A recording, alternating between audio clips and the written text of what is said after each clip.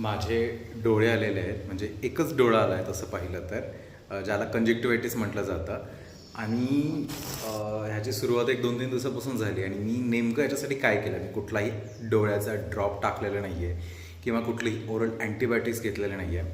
आणि तरीही तुम्ही पाहू शकताय, म्हणजे काल याच्यापेक्षा दुप्पट होता आणि त्याच्या अगोदर 3 दिवस जवळपास अशाच पद्धतीनं होता. म्हणजे काल एकदम त्याचा पीक आला आणि आज एकदमच कमी म्हणू शकतो आपण त्याला. तर त्याच्यासाठी मी काय केलं आणि हे मी का करू शकलो, ह्या दोन्ही गोष्टी महत्त्वाच्या आहेत. म्हणजे मी ज्या गोष्टी सांगणार आहेत त्या जर तुम्ही घरी केल्या तर कदाचित तुम्हाला फायदा होणार नाही. आणि का होणार नाही याचं कारण म्हणजे सगळ्यात महत्त्वाची गोष्ट ती म्हणजे इम्युनिटी. तर हे एक प्रकारचं आपण म्हणू शकतो की एक इन्फ्लमेशन आहे. म्हणजे शरीरामध्ये एक सूज आहे. सूज म्हणजे आपल्याला असं वाटतं की एखादा भाग सुजला आहे. आता हा डोळा सुजलेलाच आहे, पण आतमध्ये पण सूज असते, कंजक्टिव्हायटिस. तर आयटिस हे जिथं कुठे लागतं त्याचा अर्थ सूज आलेली आहे त्या भागाला.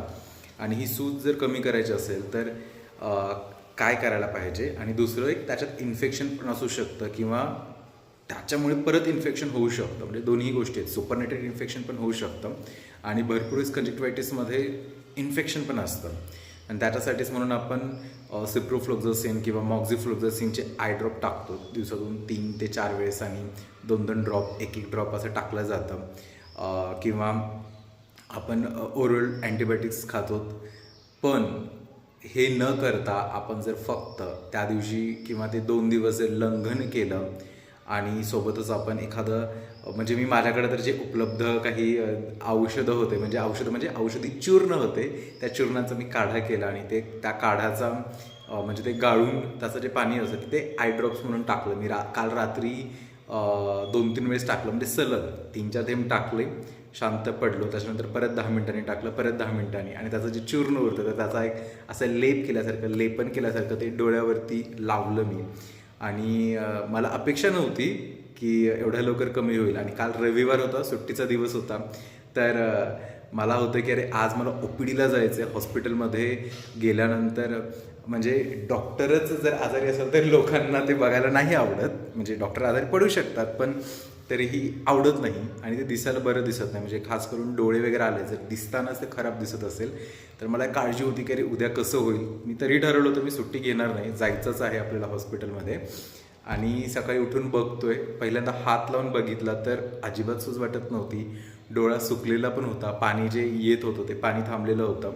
आणि परत मग मी सकाळी ते उरलेलं होतं कालचं माझं ते केलेलं काढ्यातलं ते ड्रॉप्स, तर ते परत टाकले. त्याच्यामुळे काही वेळ मला पाणी येत होतं, पण नंतर ते बंद झालं. तर एक म्हणजे इन्फेक्शन जे आहे त्याच्यासाठी तुम्ही साधं घरी त्रिफळा जे आहे तर त्रिफळाचा पण काढा बनवू शकताय. पण काढा खूप जास्त बनवा, म्हणजे एक अष्टमांश वगैरे बनवा आणि लागतो खूपच थोडं आपल्याला. तर त्याचं आय ड्रॉप्स असतात, तर माझ्याकडे ते शेजारीच ठेवलेलं आहे. तर ह्याच्याने आपण हे करू शकता. मी ह्या फुलपात्रामध्ये हे असं केलेलं आहे, माहिती नाही दिसते का तुम्हाला, हे चूर्णाचं दिसत असेल किंवा हे लागलेलं औषधाचं दिसत असेल तर मी हे असं म्हणून दाखवू शकतोय. तर तो म्हणजे मी सहज ठेवलेला आहे, असं काही व्हिडिओ प्रिपरेशनसाठी मी खूप रँडम व्हिडिओ बनवतो आहे. तर त्याचं मी घेतलं होतं, त्याच्यामुळे इन्फेक्शन वगैरे असेल तर त्याच्यालाही फायदा होतो. आणि कधी होतो फायदा, तर खूप लोकांचं असते की अरे ह्या असल्या काही गोष्टींनी फायदा होतो का खरंच. तर एकतर तुमची इम्युनिटी चांगली पाहिजे. आणि जर तुम्हाला नेहमी अँटीबायोटिक्सवरती अवलंबून राहायचं नसेल आणि काही इन्फेक्शन झालं आहे समजा, तर त्याच्यामधून पटकन बाहेर यायचं असेल तर हे घरातले उपाय कधी काम करतात, जर आपलं आरोग्य चांगलं असेल. आणि हे एक पॉझिटिव्ह सायकल आहे. म्हणजे तुमचं आरोग्य चांगलं आहे, तुम्हाला आजार झाला तर तुम्ही छोट्या मोठ्या घरातल्या गोष्टी केल्या तो आजार नीट झाला आणि त्यामुळे तुमचं आरोग्य चांगलं राखलं गेलं. दुसरी गोष्ट आहे ते म्हणजे तुमचं आरोग्य खराब आहे, रोगप्रतिकारशक्ती खराब आहे, तर तुम्हाला आजार झाल्यानंतर खूप सारी औषधं वापरावी लागतात आणि त्याच्यामुळे आजार बरा होतो, पण त्याच्यामुळे तुमचं शरीर पण खूप खराब होतं. कारण की अँटीबायोटिक्स घेतल्यानंतर तुमचं गट मायक्रोब बिघडायला चालू होतं. त्याच्यानंतर ते रिस्टोरला कितीतरी आठवडे लागतात. त्यासोबतच तुमच्या रोगप्रतिकारशक्तीला काम भेटलेलं नाही आहे, तर ती पण तितकी ॲक्टिव्ह राहत नाही. म्हणजे त्याचे निगेटिव्ह इफेक्ट्स पण खूप जास्त आहेत आणि त्याच्यामुळे तुमचं आरोग्य अजून खालावतं. परत तुम्ही आजारी पडण्याचे चान्सेस जास्त असतात. आजारी पडला तर परत मग त्यापेक्षा भारीतले औषध, स्ट्रॉंग औषध घेतो आणि ही सायकल आहे. तर तुम्ही या सायकलमधून बाहेर पडून जर आपल्याला पॉझिटिव्ह सायकलमध्ये एका फिटनेस आरोग्याच्या सायकलमध्ये जायचं असेल तर काही कामं करायला पाहिजेत. कारण की मी हे सांगितलं आणि घरी तुम्ही ते केलं तर फायदा होईलच असं नाही.